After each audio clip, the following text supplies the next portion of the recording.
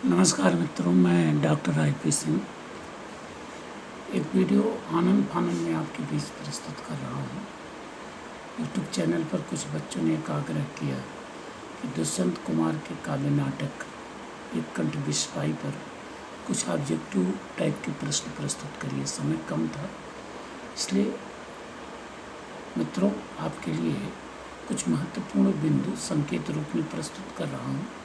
Objective type के प्रश्न यहीं से आपको मिल जाएंगे, एक बार इन्हें देख लीजिएगा। तो दुष्यंत कुमार कृत काव्य नाटक एक कंठ विस्फाई के कुछ महत्वपूर्ण नंबर 1, यह कृत 1963 ईस्वी में पहली बार लोक भारती प्रकाशन इलाहाबाद से प्रकाशित हुई थी। नंबर 2, इसमें अंक विभाजन के स्थान पर 4 दृश्य विभाजन किए गए, माने कुल 4 दृश्य हैं इसमें। यह एक काव्य नाटक है जिसे धर्मवीर भारती के काव्य नाटक अंधा युग की परंपरा में लिखा गया माना जाता है। काव्य नाटक होते हुए भी ध्यान रखें, इसमें मुक्त छंद का प्रयोग किया गया है, या उल्टा कह लीजिए छंद मुक्त रचना है। कहीं तुकांत है और कहीं नहीं है, लेकिन लय का अच्छा प्रयोग किया गया और संगीतात्मक शैलियों से प्रस्तुत किया जा सकता है।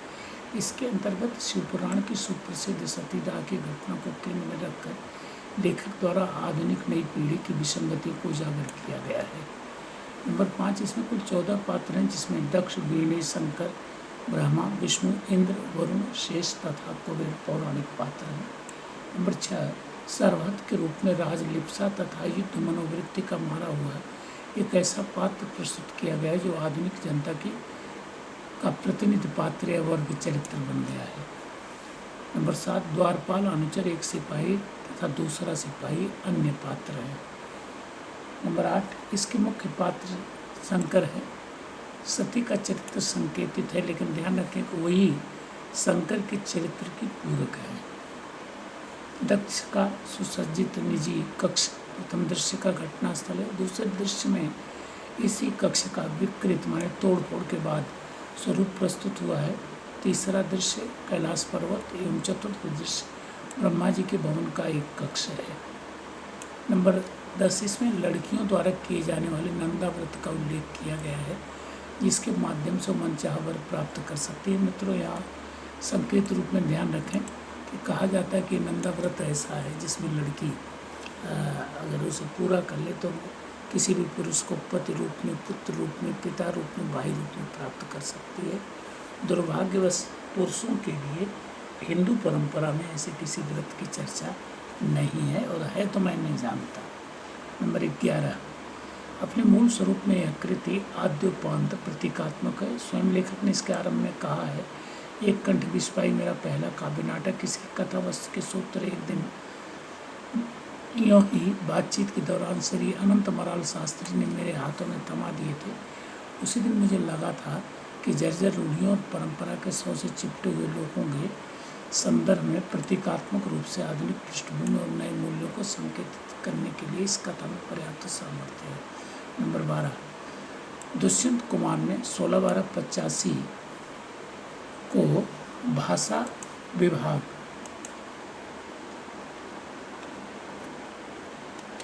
भोपाल से देवी दास शर्मा अमृतसर को लिखे एक पत्र में लिखा, मित्र ये पत्र मेरे शोध ग्रंथ में खोजा गया है और प्रस्तुत किया गया, वहीं से ये उल्लेख कर दे रहा हूँ आपके लिए। एक कंठ विस्फाई पौराणिक आख्यान पर आधारित होते हुए भी अपनी अप्रोच में आधुनिक है।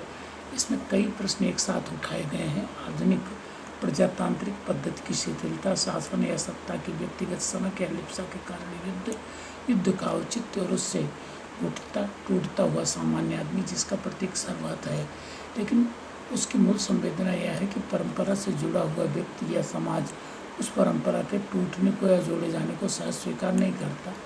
वह या तो विक्षुब्ध और कुपित हो उठता है या स्वयं टूटता है। कोई भी नई परंपरा पुरानी परंपरा की पीठिका पर ही जन्म लेती है। नए मूल्यों को परंपरा का खाद लगता है। साथ ही यह भी कि पुराने लोग नए लोगों का, पुरानी पीढ़ी नई पीढ़ी का और नए मूल्यों का विरोध करती है। यह एक स्वाभाविक प्रक्रिया है। परंपरा से जुड़ा हुआ हर व्यक्ति परंपरा के टूटने पर क्षुब्ध ही नहीं होता, खुद भी टूट जाता है। सर्वहत तो मर जाता है, किंतु जो महान व्यक्ति होते हैं वो परंपरा से कट कर नए मूल्यों को अंगीकार कर लेते हैं। शंकर ने जिस प्रकार थोड़े ही समय में नई स्थितियों को स्वीकार किया, इसीलिए उन्हें एक कंठविषपाई कहा गया है। 13वां बिंदु है, रचनाकार ने कथा वस्तु के सहारे प्रतीक रूप में पात्रों का सार्थक उपयोग किया है। ध्यान रखें, प्रतीकात्मक रचना पहले भी बता चुका हूँ। जर्जर परंपराओं के मोहपाश में बंधे हुए लोग नए युग सत्य को स्वीकार न करने के हठ ठान समाज को किस प्रकार अव्यवस्थित कर देते हैं, दक्ष का कृत्य उसका एक उदाहरण है। परंपरा भंजक व्यक्ति का समय की चोट से परंपरा के प्रति आसक्त हो जाना अस्वाभाविक नहीं, शंकर उसके जीवंत प्रतीक है। मोहासक्त प्रेमी के रूप में मानवीय संवेदनाओं से समन्वित हो उनका चरित्र पूर्णतः लौकिक बन गया है। आधुनिक अंतर विरोधों का उसमें सार्थक निरूपण हुआ है। माँ की ममता से समन्वित वीरणी, दृढ़ता की प्रतिमूर्ति विष्णु, संकालु शासकों के रूप में इंद्र एवं विषम परिस्थितियों में भी धैर्य बनाए रखने वाले नेतृत्वकर्ता के रूप में ब्रह्मा के चरित्र प्रभावित करते हैं, किंतु कल्पना प्रसूत चरित्र सर्वाधिक जीवंत है। यह कृत्य सुखांत है।